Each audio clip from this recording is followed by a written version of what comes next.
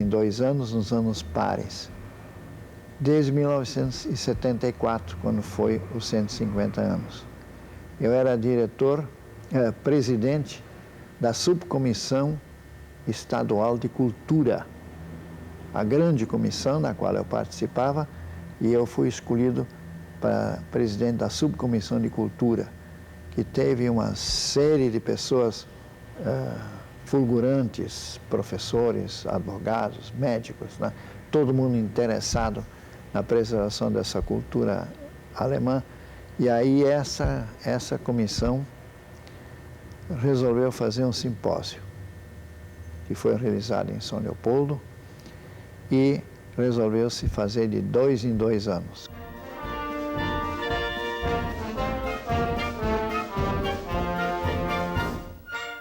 Ele não tem condições financeiras para ter mais do que os 3 empregados que ele tem. Um porteiro, uma secretária e um diretor. Quer dizer, o porteiro tem seu lugar reservado, ele não é assim, professor disso, professor daquilo, não é especialista, mas é uma excelente figura. A moça que trabalha aqui na parte administrativa cuida, por exemplo, de pagamento de luz, água, telefone. Tem uma torneira estragada, chama para vir o conserto, e essa história toda aqui. E mais o senhor? E mais eu. Bom, eu cuido de tudo.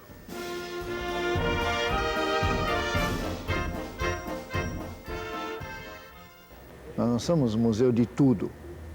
Nós somos um museu de imigração alemã. Portanto, há tempos atrás, um menino de uma escola perguntou: o senhor não tem uma bombacha de gaúcho que eu queria ver? Eu disse: nós não somos Museu do Gaúcho, aí você tem que ir no CTG. Sabe o que é CTG? Sei, sim. Tem no teu bairro? Tem. Então, não é possível pegar uma coisa de hoje só para guardar, porque não tem nenhuma ligação com a história, né? O nosso acervo é, assim, basicamente histórico e com acentuada queda para elementos da origem imigratória.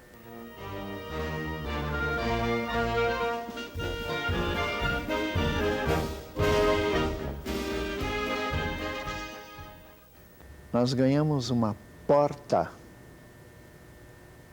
de uma casa de Enxaimel, de Igrejinha, construída em 1849. E a filha, em 3ª, ou 4ª, ou 5ª geração, do Kötz, que era o homem da casa, é a única que ainda está, ela é solteira.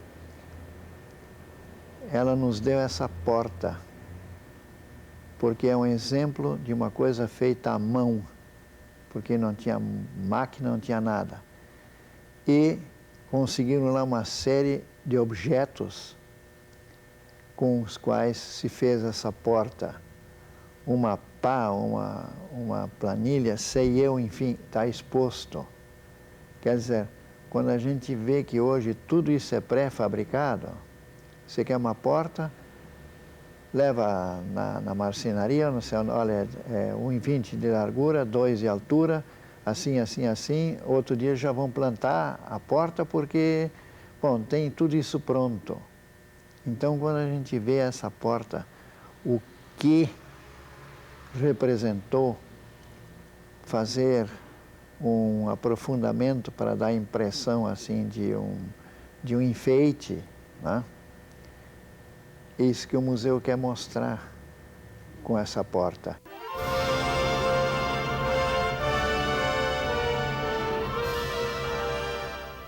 Na Alemanha, quem começou a pôr um pinheirinho dentro de casa foi Lutero, que é exatamente o homem que em 1517, no dia 31 de outubro, se desligou da Igreja Católica, porque ele era padre católico, porque havia uma série de coisas com as quais ele não concordava, daí nascer a Igreja Evangélica de Confissão Luterana. Ele foi o primeiro a levar um galho ou uma árvorezinha de pinheiro para dentro de casa para simbolizar uma coisa. No dia 25 de dezembro, nascimento de Jesus Cristo, o frio na Alemanha é pelo menos de 10 abaixo de zero em alguns lugares. E tem neve que é uma coisa fantástica. Mas há um tipo de árvore que aguenta isso tudo, que é o pinheiro. Os galhos estão pendentes de neve, mas estão vivos. Então, Lutero deve ter tido a ideia de que essa árvore pode representar a vida de Jesus Cristo. E levou uma árvore, um galho para dentro de casa. Acabou um costume nacional que foi trazido pelos imigrantes para cá. Só que aconteceu uma coisa. No dia 25, 23 ou 24, quando se prepara a árvore, faz aqui 30 graus garantidos, quando não 34, como no ano passado. E uma velhinha dessas avós da colônia deve ter olhado para o pinheirinho que está ali, tinha uns enfeites, talvez uns doces que ela mesma fez para enfeitar, porque nós ainda não tínhamos todos esses enfeites do Natal, porque o que importa não é o enfeite, mas a árvore. E era comum pendurar doces. Também na minha infância eu comi doce que a gente tirava do galho do pinheiro com um fio de linha, né, e podia comer. Essa velhinha colou, de certo, olhou para fora e disse, que calor. Olhou para o pinheirinho, está faltando alguma coisa, porque ela ainda tinha o Natal da Alemanha nos ossos. Com a neve, com a presença. O que ela deve ter feito? Pegou algodão e pôs nos galhos para simbolizar a neve. Milhares fazem isso ainda hoje, não sabe por quê? Porque é costume botar algodão, mas por quê? Bom, era a neve que faltou para os colonos nos primeiros anos em que introduziram aqui.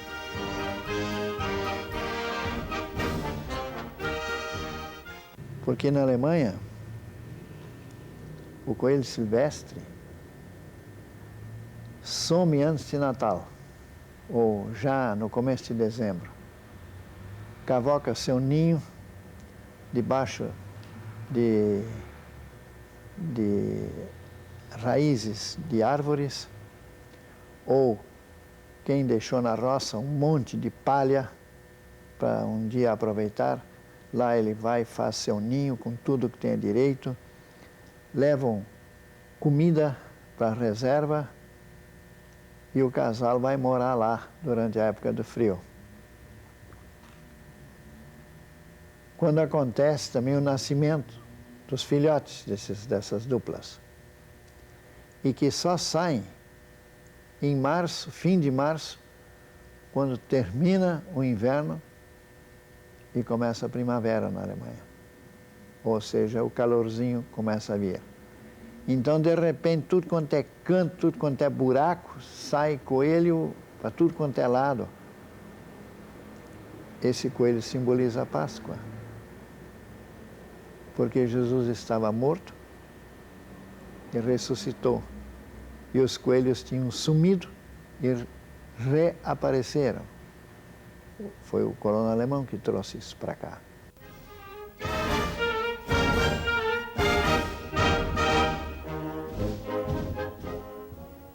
Onde se canta, podes pousar. Gente má não sabe cantar. É a tradução portuguesa de um ditado alemão. Wo man singt, da lass dich nieder, böse Menschen haben keine Lieder. O que o alemão tinha lá? Coros.